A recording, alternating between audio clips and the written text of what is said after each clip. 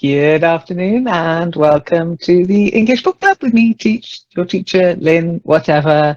And today we've got a special session with Paulette in absentia kicking off the session. Today's readers, in order of appearance, are Paulette, Eleanor, Nina, Alexandra, Kong, and Hermina. And I think it's Kong's first time. So Kong, I hope you've got the book downloaded or Yeah. accessible. Good, well done. The only trick is to follow where people are up to, because that's where you will start when it's your turn. And just to explain, you get 5 minutes to read, and then I give you feedback. But if at any point during that 5 minutes you want to stop, you just say, that's it from me, or I've had enough, or no, I can't do it anymore. I'm sure you'll be fine.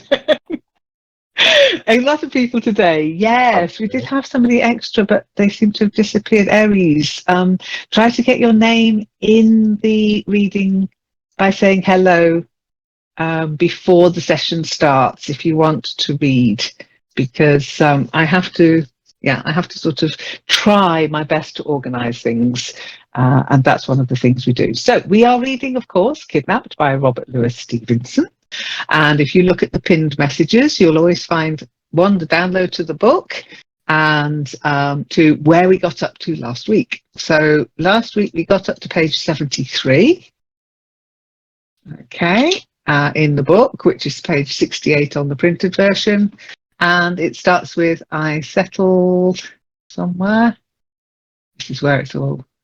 Oh yeah, I settled back to my place, which I'm hoping, I think that's where, I didn't actually check that that's where Paulette's recording came from. But I've just got to do my swipsy swapsy just to make sure we get sound from Paulette and not echo. So bear with me whilst I set that up.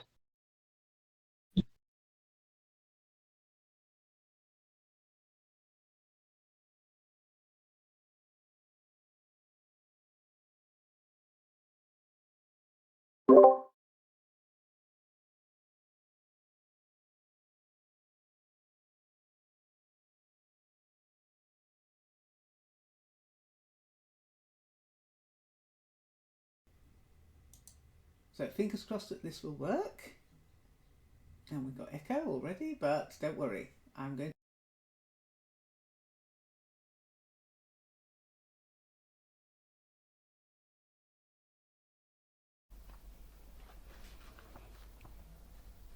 Hello everyone. I am glad I can read my part for today. And I thank Lynn to give me this chance to be here.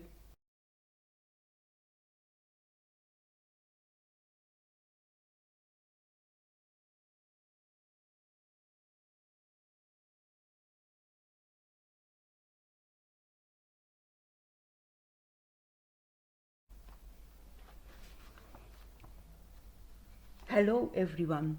I am glad I can read my part for today. And I thank Lynn to give me this chance to be here today. I settled back to my place, recharging the 3 pistols I had fired, and keeping watch with both eye and ear. Our enemies were disputing not far off upon the deck, and that so loudly that I could hear a word or two above the washing of the seas.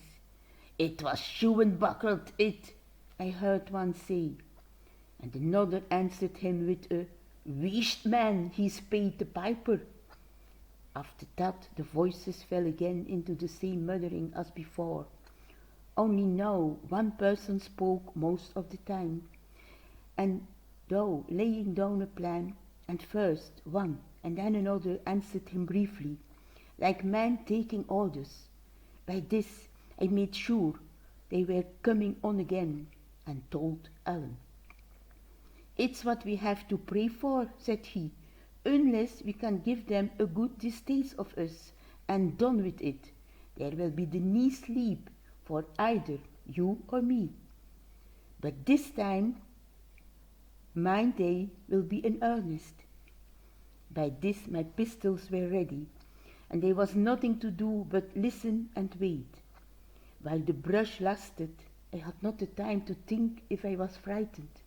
But now, when all was still again, my mind ran upon nothing else. The thought of the sharp swords and the cold steel was strong in me, and presently, when I began to hear steady steps and a brushing of men's clothes against the round house wall, and knew they were taking their places in the dark, I could have found it in my mind to cry out aloud. All this was upon Alan's side, and I had begun to think my share of the fight was at an end, when I heard some one drop softly on the roof above me. Then there came a single call on the sea pipe, and that was the signal. A knot of them made one rush of it, cutlass in hand, against the door, and at the same moment the glass of the skylight was dashed in 1,000 pieces, and a man leaped through and landed on the floor.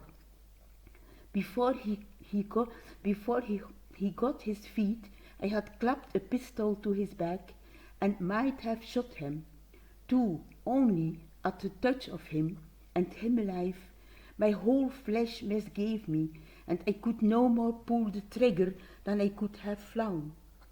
He had dropped his cutlass as he jumped, and when he fell the pistol whipped straight round and laid hold of me, roaring out an oath, and at that either my courage came again, or I grew so much afraid as came to the same thing, for I gave a shriek and shot him in the midst of the body.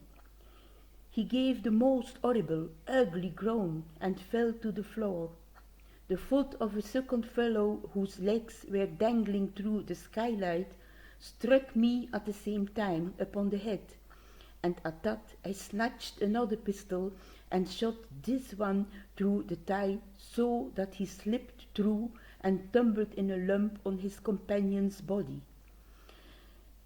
There was no talk of missing, and any more than there was time to aim.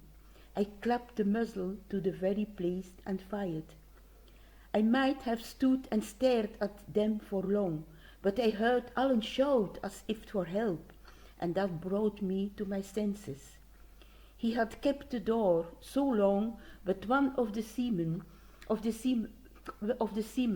while he was engaged with others, had run in under his guard and caught him about the body. Alan was dirking him with his left hand, but the fellow clung like a leech. Another had broken in and had his cutlass raised. The door was thronged with their faces.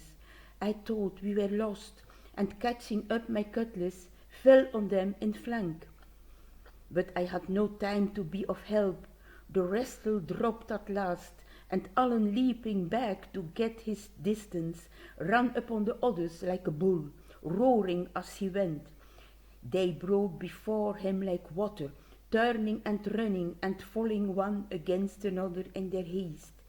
The sword in his hands flashed like quicksilver into the huddle of our fleeing enemies, and at every flash there came the scream of a man hurt. I was still thinking we were lost, when, lo, they were all gone, and Alan was driving them along the deck as a sheepdog chases sheep. Thank you for listening. Thank you, Paulette, and brilliantly read. Brilliantly read.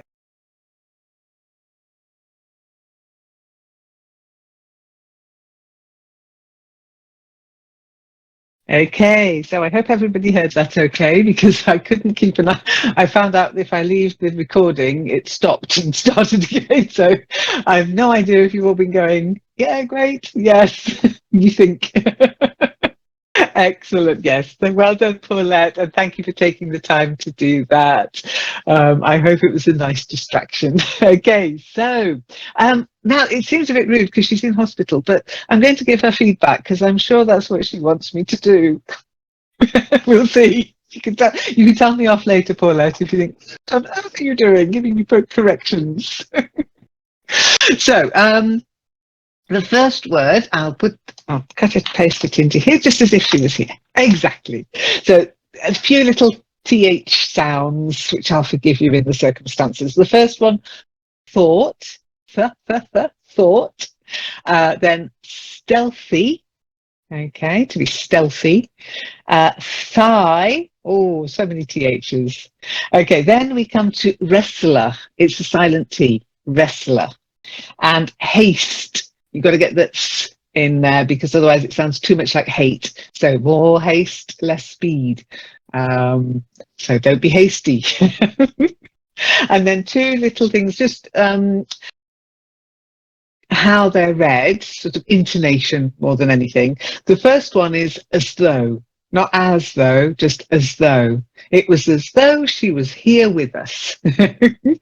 And then the next one, and might have shot him too. Not and might have shot him too, because it doesn't, well, it's and might have shot him too, as in and might have shot him as well. Okay, so well done.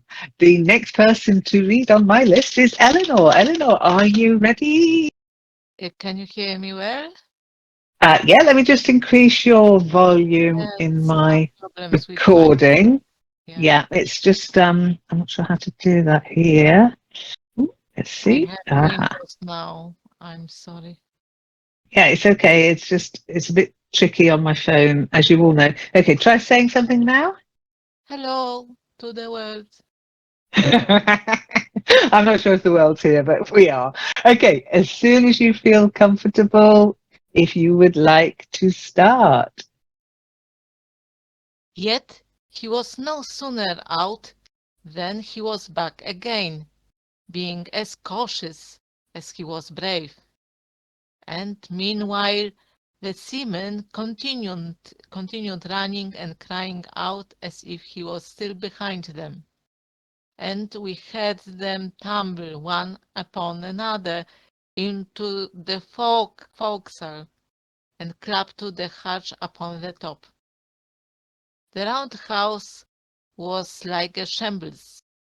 3 were dead inside, another lay in his death agony across the threshold. And there were Alan and I, victorious and unhurt. He came up to me with open arms. "Come to my mum's," he cried, and embraced and kissed me hard upon both cheeks. "David," said he, "I love you like a brother." And "Oh, man," he cried in a kind of ecstasy, "am I no a bonny fighter?"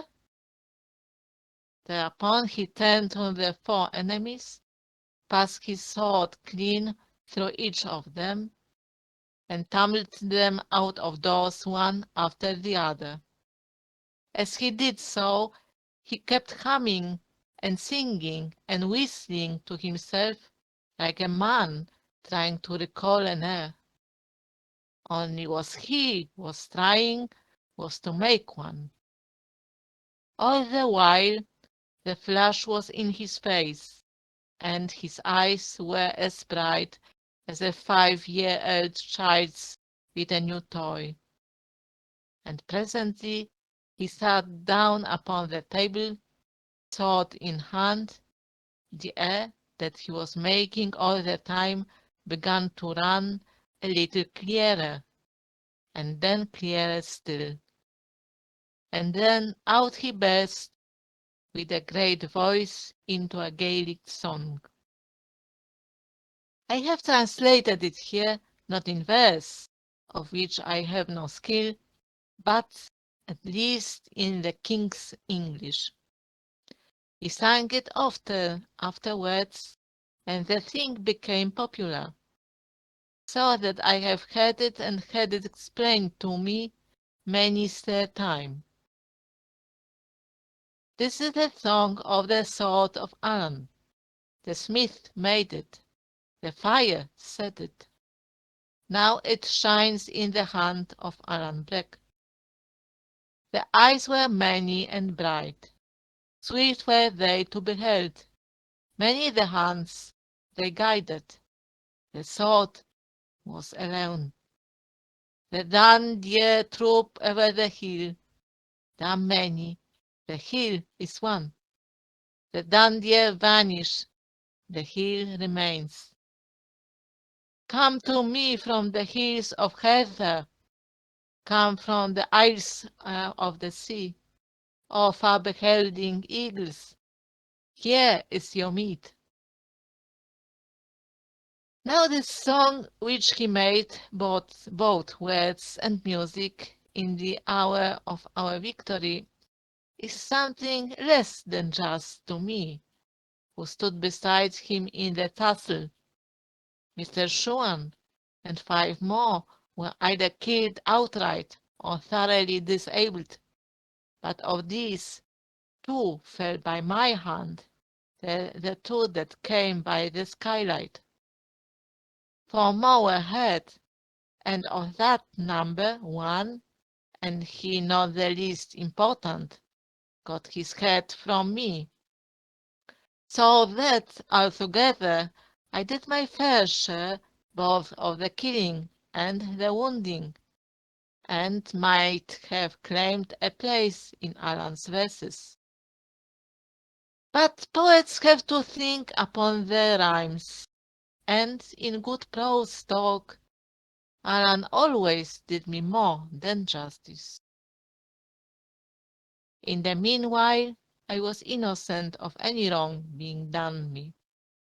For not only I knew no word of the Gaelic, but what with the long suspense of the waiting, and the scary and strain of our 2 spirits of fighting, and more than all, the horror I had of some of my own share in it, the thing was no sooner over than I was glad to stagger to a seat. There was a tightness of my chest that I could hardly breathe. The thought of the 2 men I had shot sat upon me like a nightmare.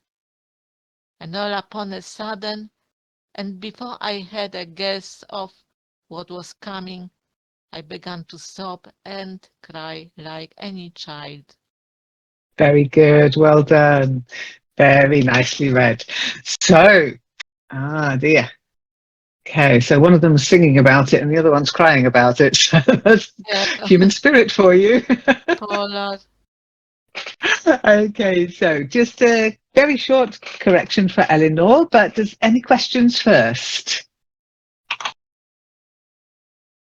There was a nice idiom in Polet's this piper. Perhaps it may be interesting. I have forgotten. Okay. Yes, sure. But yeah, I have no idea. Oh, to pay the piper. Yeah, that means he's died. He's paid the piper. Yeah.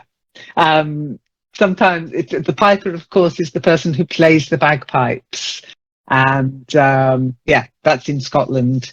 And it's a noise that's enough to waken the dead, to be honest. But they, sorry if there's anybody Scottish who ever listens to this, but not a big fan of the sound, I'm afraid. But it was meant to lead you into battle, and it was meant to put the fear of God into your enemies. So I guess, I react like a true English person. Terrified of the sound of bagpipes always makes me want to run to the loo. Okay, so let me see. Yes, if you have a look at 1424, where I put the correction, you'll see it's a very small correction. The first word, voiced H, horror, not aura, horror. I remember horror. Yeah. That's it. I know it's hour, it's a silent H, but horror, it's a voiced H, unless you come from Nottingham, in which case you say, oh, the horror. And then come to my arms.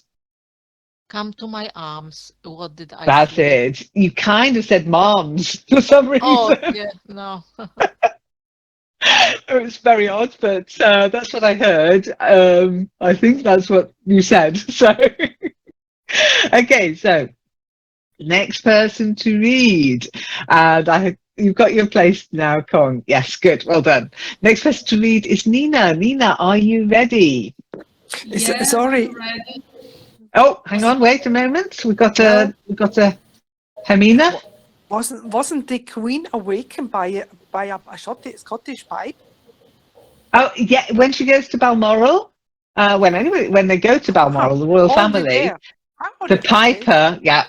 Well, I don't know about him. I've never been invited to stay in Buckingham Palace, so I have no idea what goes on there. But I do know that in Balmoral, and normally the chief of a clan, is awakened by the sound of the bagpipes at an unholy hour in the morning. That would be And I a used to great live in present for Edinburgh. you. A birthday present for you, Lynn. No. Not at all. As I say, I do have a visceral reaction to the sound of them. Not the best place for me to live, Edinburgh, I'll be honest. Okay, so the next person is Nina. Nina, I heard you say you're ready, so as soon as you feel Yes. comfortable, Okay. if you'd like to begin. Okay. Okay, thank you. Alan clapped my shoulder, and I said I was brave lad. I was a brave lad and wanted nothing but a sleep. I'll take the first watch, said he. You've done well by me, David, first and last, and I wouldn't lose you for all a pen. No, nor for Brad Dalban. So I made up my bed on the floor and took the first spell, pistol in hand and sword on me. 3 hours by the captain's watch upon the wall. Then he roused me up, and I took my turn of 3 hours, before the end of which I was broad day, and a very quiet morning, with a smooth rolling sea that tossed the ship and made the blood run to and fro on the round rouse floor, and a heavy rain that drummed upon the roof. Oh my watch, there was nothing stirring, and by the banging of the helm, I knew they had even no one at the tiller. Indeed, as I learned afterwards, there were so many of them hurt or dead, and the rest in so ill a temper that Mr. Reed and the captain had to take turn enter like Alan and me, or the brig might have gone ashore, and nobody to wiser. It was a mercy the night had fallen so still, for the wind had gone down as soon as the rain began. Even as it was, I judged by the wailing of a great number of gulls that went crying and fishing round the ship, that she must have drift pretty near the coast, or one of the islands of the Hebrides, and at last, looking out the door of the round house, I saw the great stone hill of sky on the right hand, and a little more eastern the strange isle of Rum. Isle of Rum. Chapter 11. The captain knuckles under. Alan and I sat down to breakfast about 6 of the clock. The floor was covered with broken glass, and a horrid mess of blood, which took away my hunger. In all other ways, we were in a situation not only agreeable but merry, having outsteered the officers from their own cabin, and having at command all the drink in the ship, both wine and spirits, and all the dainty part of what was eatable, such as pickles and the fine sort of bread.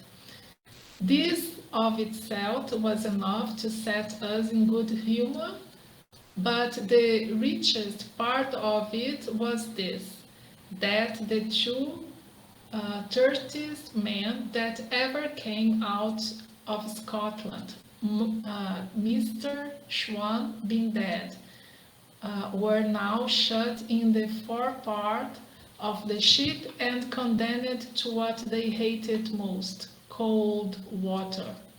Very good. Well done. Get cold water. Yes. It'll do them good, I think. Okay, we're at chapter 11, guys. So good. Very nicely read, Nina. Well done. Any questions before I give Nina her feedback?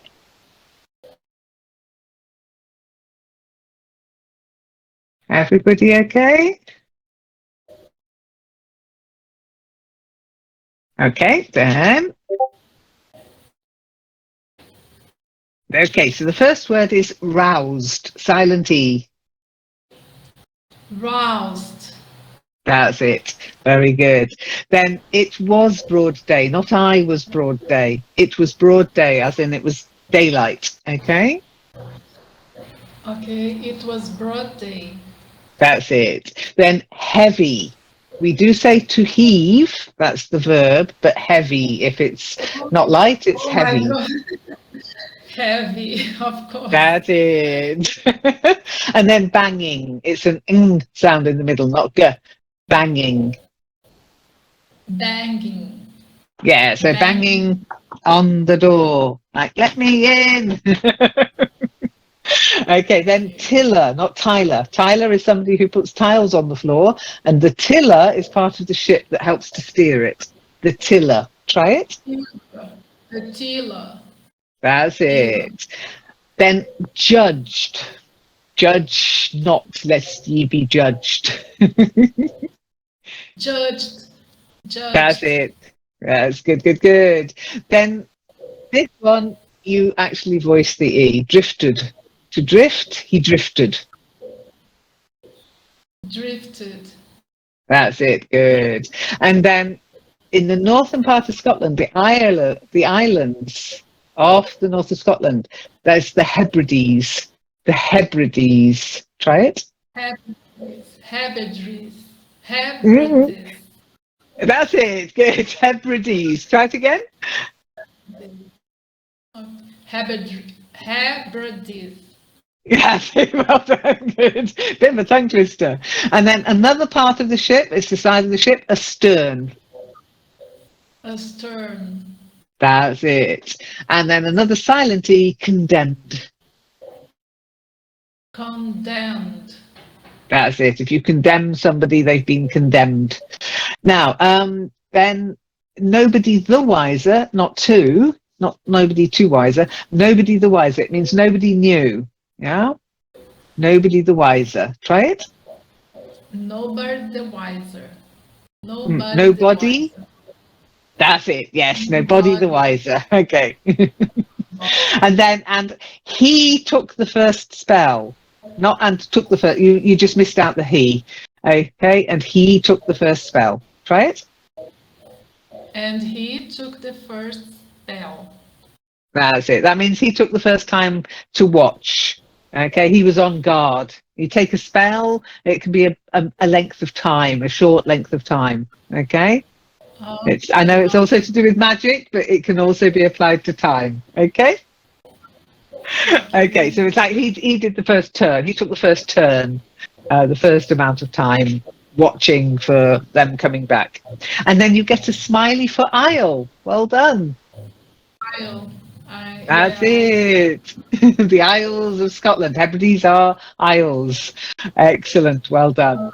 Okay, so you're welcome. Alexandra, you are next. Are you ready? Yes, I am. Excellent. Then, as soon as you feel comfy, if you would like to start. And depend upon it, Alan said, we shall hear more of them ere long. Ye may keep a man from the fighting, but never from his bottle. We made good company for each other. Alan indeed expressed himself most lovingly, and taking a knife from the table, cut me off one of the silver buttons from his coat. I had them, says he, from my father, Duncan Stewart, and now give ye one of them to be a keepsake for last night's work. And wherever you go and show that button, the friends of Alan Bragg will come around you. He said this as if he had been Charlemagne and commanded armies. And indeed, much as I admired his courage, I was always in danger of smiling at his vanity. In danger, I say, for had I not kept my countenance, I would be afraid to think what a quarrel might have followed. As soon as we were through with our meal, he roamed in the captain's locker till he found a clothes brush, and then, taking off his coat, began to visit his suit and brush away the stains. With such care and labor as I suppose to have been only usual with the women. To be sure, he had no other, and beside, as he said, it belonged to a king, and so behoved to be royally looked after. For all that, when I saw what care he took to pluck out the threads where the bottom had been cut away, I put a higher value on his gift. He was still so engaged when we were hailed by Mr. Reed from the deck, asking for parley, and I, climbing through the skylight and sitting on the edge of it, pistol in hand and with a bolt front, thought inwardly in fear of broken glass, held him back again and bade him speak out. He came to the edge of the roundhouse and stood on a coil of rope, so that his chin was on a level with the roof. And he looked at it, and we looked at each other a while in silence. Mr. Reed, as I do not think he has been very forward in the battle, so he had got off with nothing worse than a blow upon the cheek, but he looked out of heart and very weary, having been all night afoot, either standing ward or the doctoring the wounded. This is a bad job, said he at last, shaking his head. It was none of our choosing, said I. The captain, says he, would like to speak with your friend. They might speak at the window. And how do we know what treasury he means, cried I. He means none, David, returned Mr. Reed. And if he did, I'll tell you, honest truth, we couldn't get the man to follow. Is that so? said I. I'll tell you more than that, said he. It's not only the man, it's me. I'm frightened, Davy, and he smiled across at me. No, he continued, what we want is to be shut of him. Very good. Well done. Excellent. Nicely read, Alexa. Any questions before I give Alexandra her feedback? Everybody okay?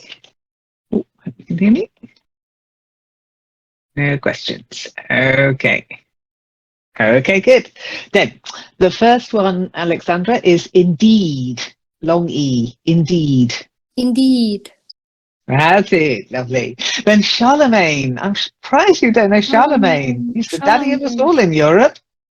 Charlemagne. Charlemagne is what we say from the French. Yes. But I don't know what it means. He's basically, well, he conquered up most of Europe, I believe. So you'll need to look him up. You should know about him. Yeah, that's it. Thank you, Eleanor. Okay. So then rummaged. Rummaged.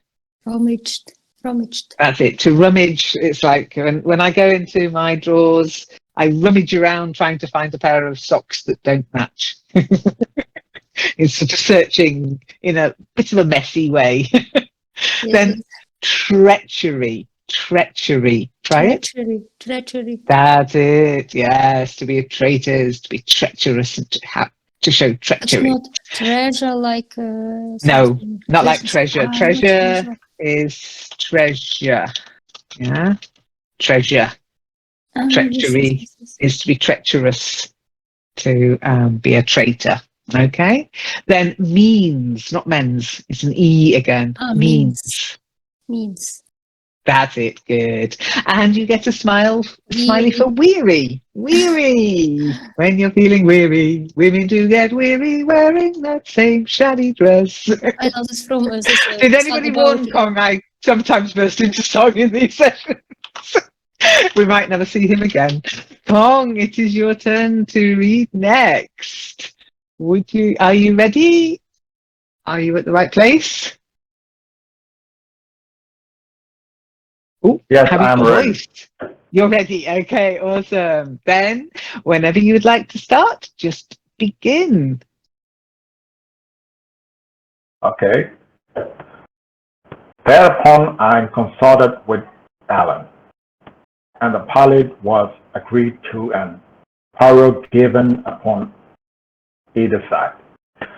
But there was not the whole of Mr. Reed's business, and he's now backed me for a dram with that instancy and such reminds of his former comment. That at last I handed him a pannikin with about a gill of brandy. He drank a pot, and then carried the rest down upon the deck to share it, I suppose, with his superior. A little after, the captain came, as we agreed, to one of the windows, and stood there in the rain, with his arm in a sling, and looking down and pale. And all that my heart smote me for having fire upon him. But as one held a pistol in his face. Put the thing back, said the captain. Have I not passed my word, sir? Or do you seek to fraud me? Captain, said Alan, I doubt your word is breakable. Last night, you hung up an argument like an apple wife, and then Pass me your wallet, and gave me your hand baggage.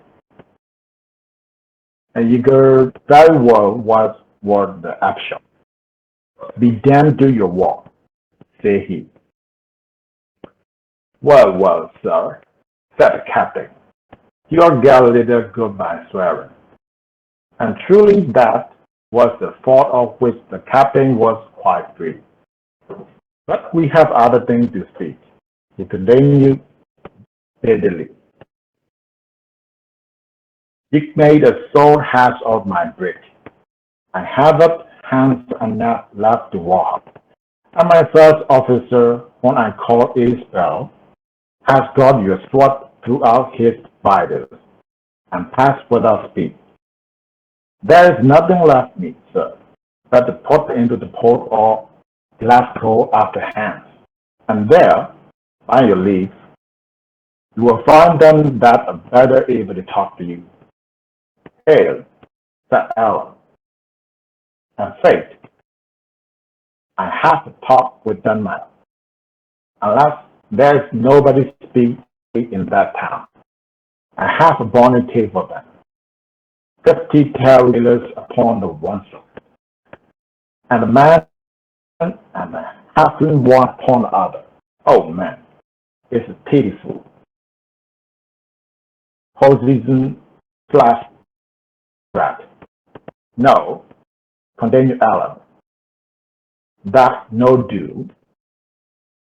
You just had to set me ashore as we agreed. Ale, said Stevenson. But my first officer is dead. You do better how. Then now the rest of that acquired with this coast, sir. And it's one very dangerous to ship. I give you your choice, say Alan. Set me on dry ground in Athens or Gore or in Morven or Athens or Mora or in Greece, where you please, within 30 miles of my own country, except in the country of the Campbells. That is a broad target. Means that you must be a first class at the sailoring as I have found you at the fighting. Fine. My poor country people in the big Koblenz pass from Iceland to Iceland in all weather, and by night too, for the matter of that. Kobo, a small boat used in fishing. A kobo is not a well ship. done. Okay, so that was your 5 minutes. Goes fast, doesn't it? Well done, very nicely read. Okay, any questions before I give Kong his first his feedback? Everybody okay? Okay, then. Oh, let's get the text. Bear with me 1 second. Okay, so Kong, the first word is parole. Parole. Try it. Parole. Parole. That's it. Yeah. Give somebody your parole. It's like to give them their freedom. And if you're on parole, it means you're out of prison, but you're under strict conditions. You can go back to prison at any time. Okay. So the next one, captain. You've got to get the T in. Captain. Right? That's it. Good. Captain. Then important one, word. It's not like ward. Word. Word. Word. That's better. Yeah, it's like a in the O is an sound. Word. Okay. And then another one with the T, not bitter. Bitterly. Bitterly. Bitterly. That's it. If you have a problem with T's and if you're bothered by it, I mean, a lot of Americans do say bitter, bitterly, and butter. But if you want to sound British, try the tongue twister on the network, which is Betty Botter bought some butter, but she said this butter's bitter. Okay, then tarry. There is a word tarry, but in the context of this, it's tarry, like tar. It's a sort of slang word for sailors, a tar, because they used to use tar to keep the ship watertight. Yeah, so tarry. Try it. Tarry. That's it. Good. Tarry. And then I, Captain. It's like I. Oh, I know. Yes. That's it. Oi, I. Captain. Yeah. Then this one's a funny one. To acquaint. Acquaint. Acquaint. Yeah. Acquaint. It's nice to make your acquaintance. And an acquaintance is somebody you know. You might not work with them. They're not a colleague. They're not a friend, but they're someone you know. They're an acquaintance. So to acquaint yourself with somebody or something means to learn about them or it. Okay. Then be very careful, this one. If I put 2 exclamation marks, it normally means you really want to pronounce this correctly. Feckless. Feckless. Try it. Feckless. No. Try saying feck. Feck. Fact. Yeah, like wreck. Yeah. Okay. Wreck. Let me see. What else can sound like egg? The in egg. Feckless. Egg. That's better. Feck. Try not to say when you've got an F and a K in the middle, because otherwise you're saying something very rude. Okay. Practice that one. Feckless. Okay. And listen to yourself. Okay. Then island. It's a silent S. Island. Try it. Island. That's it. Good. Well done. Island. Excellent. Okay, thank you. And next person to read, last but not least, it's Hermina. Hermina, are you still with us? Yeah, and I need your help again. I was away for a short moment. What's the next sentence, please? Okay, the next sentence is a cobble's not a ship, sir, said the captain. We are still in chapter 10. Chapter 11, yeah, and it's on page 76 in the book, 81 in my copy, and it's a cobble's not a ship, sir, or a cobble. What's in the not in the book, in the online, in the computer? In the online, it's 81 for me, and 76 in the book. 81. 81. Oh yeah, okay. 81. 81. Really see. And then it starts. Sorry. Cobble's not a ship, sir.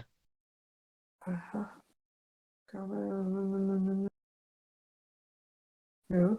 So it starts with that's the broad target. Then you go down. It's got cobble, a small boat used in fishing, and then it's got a cobble's not a ship, sir.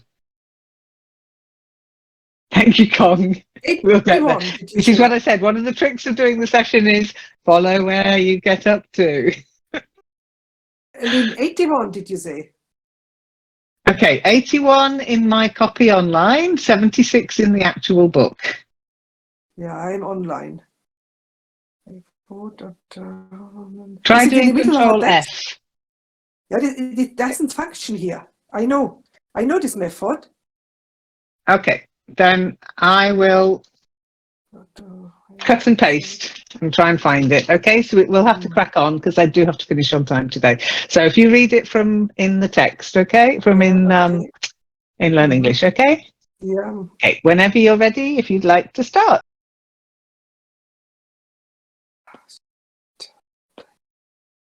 Oh yeah. A couple's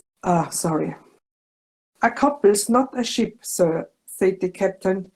He has nae draught of water. Well then, Douglas Cow, if ye list, says Alan, we'll have the laugh of ye at the least. My mind runs little upon laughing, said the captain, but all this will cost money, sir. Well, sir, says Alan, I am nae weathercock. 30 guineas. If ye land me on the seaside, and 60 if ye put me in the linealog.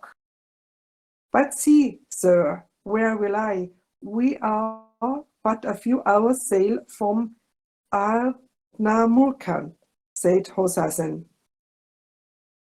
Give me 60, and I'll set ye there. And I'm to wear my brooches and run a jeopardy of the red coasts to please you, cries Allen. No, sir. If ye want 60 guineas, earn them and set me in my own country. That's all the text Lind sent me. Okay. There is no risk. It's to risk the brig, sir, said the captain, and your own lives along with her. Take it or want it, says Allen. Could that pilot us at all? Asked the captain, who was frowning to himself. Well, it's doubtful, said Allen. I'm more of a fighting man, as ye have seen for yourself, than a sailor man, but I have been often enough picked up and set down upon the coast, and should then something of the lie of it. The captain shook his head, still frowning. If I had lost less money on this unchancy cruise, says he, I would see you in a rope's end before I risk my brig, sir. But be it as ye will. As soon as I get a slant of wind, and there is some coming, or I am the more mistaken, I'll put it in hand. But there is one thing more. We may meet in with a king's ship, and she may lay us aboard, sir, with no blame of mine. They keep the cruisers thick upon this coast. Ye ken who for? No, sir. If that was to befall, ye might leave the money. Captain, says Allen, if ye see a pennant, it shall be your part to run away. And now, as I hear you are a little short of brandy in the forepart, I'll offer ye a change, a bottle of brandy against 2 buckets of water. That was the last close of the treaty, and was duly executed on both sides, so that Ellen and I could at last wash out the round house and be quiet of the memorials of those whom we had slain, and the captain and Mr. Riek could be happy again in their own way, the name of which was drink. Very good. Well done. It was A salutary lesson. the most baddest, most worst reading I ever had. Sorry. Don't worry. Well done. Okay, so your feedback. Any questions before I give Hermina her feedback? Anybody? Oh. Everybody okay? Okay, so the first word, Hermina, is draft. Draft. That's it, good. And then hoseason, not hoseason, hoseason. Hoseason? Yeah, I'm pretty certain it's that because there is a company called Hoseasons, like a holiday company. So I'm pretty certain that's how it's pronounced. Then jeopardy. Jeopardy. Not jeopardy. Jeopardy. Paddy. Better, jeopardy. When you're in danger, you are in jeopardy. Okay. Then in this context, it's lives, not lives. Lives. Lives, plural. That's it. Yeah. And then wind, not wind, wind. They're talking about sailing, and it's the winds they're waiting for. Wind. Okay. Yeah, when the wind blows. Of course. And then, just like Santa Claus, claws. Claws. That's it. A clause in the contract is like a section of the contract that sets something out specifically. It's a clause. Okay. Mhm. Then treaty. Treaty. Yes, when you sign a treaty, like a peace treaty. Okay. And then slain. Slain. Very good. Well done. Which brings us to the a very nice end, actually, because next week everybody should be able to find the ending because it's chapter 12. Okay, so hang on, I can't do that. And it's nice. Yeah, it's always nice when we start on a chapter. So it's chapter 12 in the book. Okay. And it's in the book, page 83 in my PDF. Oh, page. Oh, I can't type 83. And in the book itself, the printed version, 78. Okay. And that should be nice and easy to find. And if you can't remember it, don't worry. I pin it always to this area. So you can always just check on the pin and you can remind yourself where we got up to. And I'll just put all your corrections down all together in one. Bear with me. If everybody agrees with me, because sometimes I do get it wrong. Okay. Here we go. And Paulette, if you are awake at some point in the next few days or maybe a couple of weeks, if you listen to this, well done. Keep it up. And we're all thinking of you. Okay. Lots of love. All right, everybody. Goodbye. Thanks for taking part. You're all very brave. And I'll see you next time. You're welcome, Hermina. Bye. Bye. Bye. Bye. Take care.